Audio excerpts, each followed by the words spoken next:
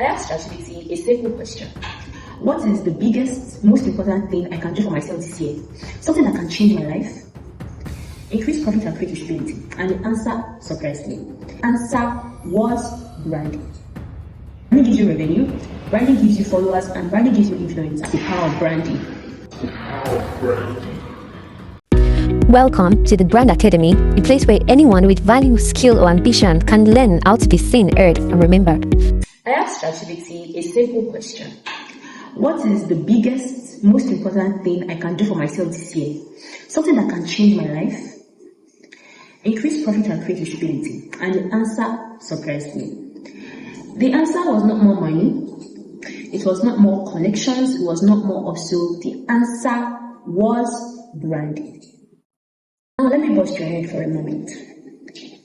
That thing you claim to be a professional at, if a Kim Kardashian decided to venture into that same niche for the next 4 months, she would have clients you could have never even imagined that it's possible to have in that niche. Not because she's better than you, not because she's more skilled than you, but because of branding.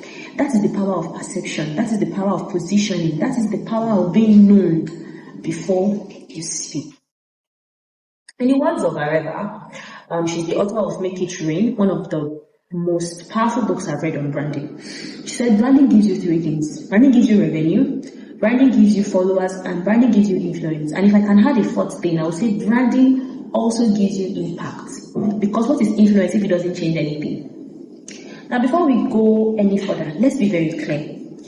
Branding is not what most people think it is. Branding is not a logo, it is not a color palette, it is not a font, it is not a photo shoot, it is not posting on social media every day, it's not a slogan, it is not a website, it is not sounding polished online. Those things are expression of branding, but they are not branding itself. You can have all of that and still be invisible. You can have all of that and still be ignored. You can have all of that and still be misunderstood. So, what then is branding? I will define it in the simplest way possible. Branding is choosing an identity and successfully shifting people's perception to accept you as that identity. I will say it another way. Branding is getting people to call you what you call yourself, and this is something I've actually experimented myself. When I was in the university, I was working with Jumia, right? And when I started, of course, nobody knew me. But by the time I had worked a year, people did not even know what my name is. People started calling me Jumia Agent. Then I did it again. I started a fashion brand named Alariziki. And after about a year, I realized people had stopped calling me Abisola. People started calling me Alariziki. That is the power of branding. Getting people to call you that thing that you call yourself. And currently, most people don't even call me Abisola again. People now call me Tao. That is acronym for the Abisola way. That's how powerful branding can be. So that is to say, if you say you are excellent, but people experience mediocrity, there is no brand. If you say you are premium, but people always, experience something cheap, there is no brand. If you call yourself an authority, but people question your voice, there's no brand. So branding is alignment between who you say you are and who people experience you to be. And here's how most people miss it. There are 2 major elements of branding. We have the internal branding and we have the external branding. And most people focus on the latter, which is external branding. So people focus on what people can see, what people can hear, what people can screenshot. But as you grow in life, you realize something very quickly. Everything sustainable starts internally until you convince yourself beyond reasonable doubt that this is who you are. Everything you do externally will eventually collapse. It's like going to be a mirage, and people will definitely see beyond the screen you are putting up. And no, this is not a self-affirmation exercise that you go and say, I am. Nope. This is not say it until you believe it. This is proof. Maintaining and proving to yourself first who you are and who you claim to be. So there's this thing they say a lot. If you have ever failed, if you've ever succeeded at something, right? Let's say when you were in uni, you passed. When you were in primary school, you passed your exams. When you were in secondary school, you passed WAEC in one city, you passed your JAM. It gets to a point that you kind of don't doubt that you're going to pass an exam. you just don't doubt it. It happened to me personally. When I was in my 100 level to my 500 level, I did well academically. So when I got into law school, I really didn't have that anxiety that most people had that we're going to fail law school. My only concern was maybe I might not get the grades that I wanted, but not that I was going to fail. It didn't even cross my mind. Because I already had a track record of proving to myself that I am exactly who I said. Like I said, I'm an excellent student. I've actually proved it to myself. So at that point, I didn't have that fear. And the thing is, it gets projected externally. Because now I didn't have to go around telling people that I'm an excellent student. People actually automatically believe it, right? So that is also the power of, proving to yourself that you're exactly who you say you are. Now, I tested this recently, right? I asked my closest friend to give me like 3 adjectives to define me. Separately, I wrote down 3 adjectives I believe define me as well. The adjective I wrote down was excellence, consistency, and intelligence. Their answers were strikingly similar, but something else stood out for me. I kept hearing words like resilient. In fact, I think 2 of them or 3 of them used the word resilient for me. Somebody said I was tenacious, another person said I'm futuristic. And they're actually all things that I would also say for myself. Right? And when weakness came up, of course, most people said I could be obsessive and I could be impatient, and I agreed because those 2 are part of who I am.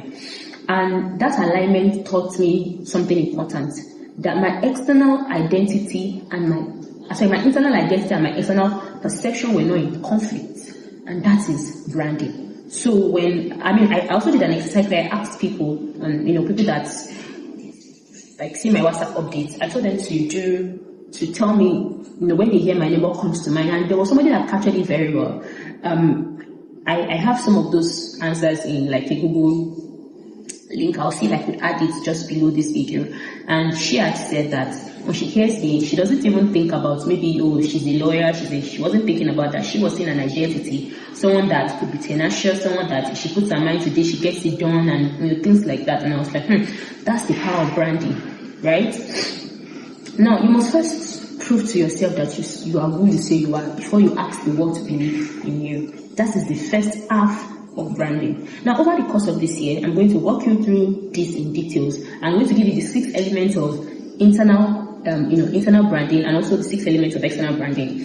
These are the things that you must put in place if you want to have a solid brand. Not a loud one, not a trendy one, but a brand that actually lasts. Let me close with this. This is an exercise I want you to take very seriously. If there's something you want, a certain level of success, a certain kind of clients, a certain kind of life, ask yourself one question. Who must I become to attract this? Write the answer down, then work daily to become that person. Do this consistently for 6 months. Even if it's just 3 months, just try it.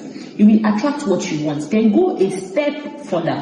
After 6 months, ask, who must I become to sustain what I now have? Become that person. And you'll see that you also get results. Then after a year, ask again, who must I become to scale this thing that I have now built? And this is how multi-business empires are built. This is how influence compounds, and this is how branding works.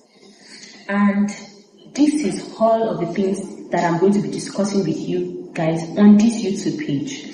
I'm going to walk you through every kind of mental questions you need to ask yourself, every kind of hard work you need to put in place to become the brand,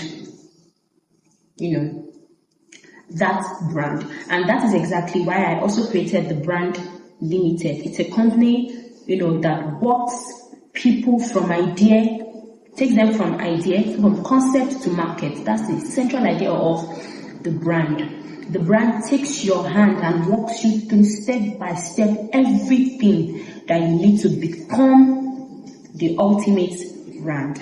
And of course, this is also my way of giving back to the community by sharing some of the knowledge that I've also accumulated by listening to, speakers, and some of the things that I've also tested in my life. As you can see, I used a lot of personal examples.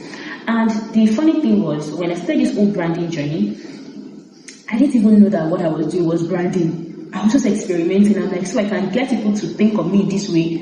It was like I was being a chameleon and I was enjoying the change. It was like every 3 months. In fact, there was this particular one that I did that was the biggest. I started calling myself a genius. I said, I think I'm a genius. My birthday that year, everybody referred to me, almost everybody that actually posted about me referred to me as a genius, very intelligent, very this, very that. It is the power of what you call yourself, and also being able to put in the work, to become that person that you want to be known as. Right? And that's the power of branding.